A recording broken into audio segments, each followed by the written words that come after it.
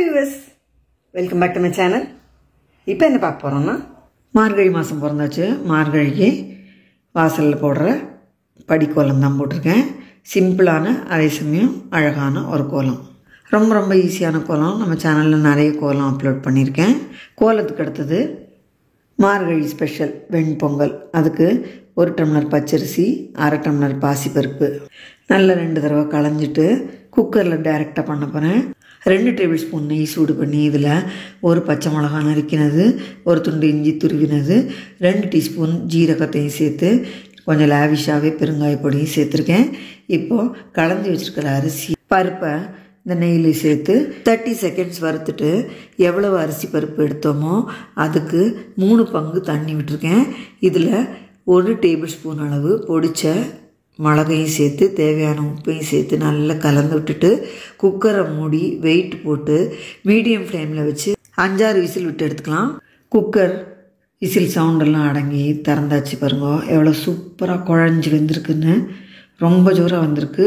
மனம் சூப்பராக இருக்குது, வீட்டோட மணக்கிறது.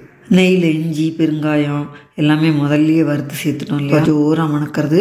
இப்போது இதில் 1 டம்ளர் பால் விட்டுக்கிறேன். இந்த பாலையும் சேர்த்து நல்லா கலந்து விட்டு 1 நிமிஷம் ஸ்டவ்வில் வச்சுக்கலாம். பால் விட்டு பண்ணும்போது அந்த பொங்கலோட டேஸ்ட்டே வேறு லெவலாக இருக்கும். வியூவர்ஸ் கண்டிப்பாக ட்ரை பண்ணி பாருங்க. இந்த பொங்கலுக்கு தாளிப்பு கொடுக்கறதுக்கு 1 டேபிள் ஸ்பூன் அளவு நெய் சூடு பண்ணி 10 முழு மிளகு, 15-20 முந்திரி பருப்பு, நல்ல லாவிஷாக கருவேப்பிலை, கொஞ்சம் பெருங்காய பொடி.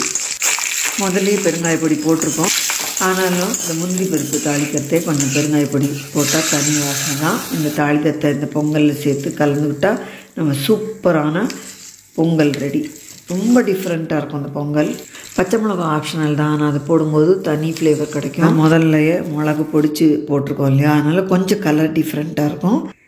பால் விட்டுருக்கிறதுனால இதோட டெக்ஸ்சரே ரொம்ப ஜோராக இருக்கும். சூடு ஆற ஆற ஜோராக இறுகிண்டு சூப்பராக இருக்கும். வியூவர்ஸ் கண்டிப்பாக ட்ரை பண்ணி பாருங்க. இதை அப்படியே சாப்பிட்லாம், தொட்டுக்கிறதுக்கு எதுவும் தேவை இருக்காது. ஆனால் தேங்காய் சட்னியோட கத்திரிக்காய் கோட்ஸோடு சாப்பிட்றதுக்கு இன்னும் சூப்பராக இருக்கும். சிதம்பரம் கத்திரிக்காய் கோட்ஸு ரெசிபி நம்ம சேனலில் போட்டிருக்கேன். அதோட லிங்க் டிஸ்கிரிப்ஷனில் கொடுக்குறேன், பார்த்துக்கோங்க. இந்த வீடியோ எல்லாருக்கும் யூஸ்ஃபுல்லாக இருக்கும்னு நினைக்கிறேன். நம்ம அடுத்த வீடியோவில் பார்க்கலாம்.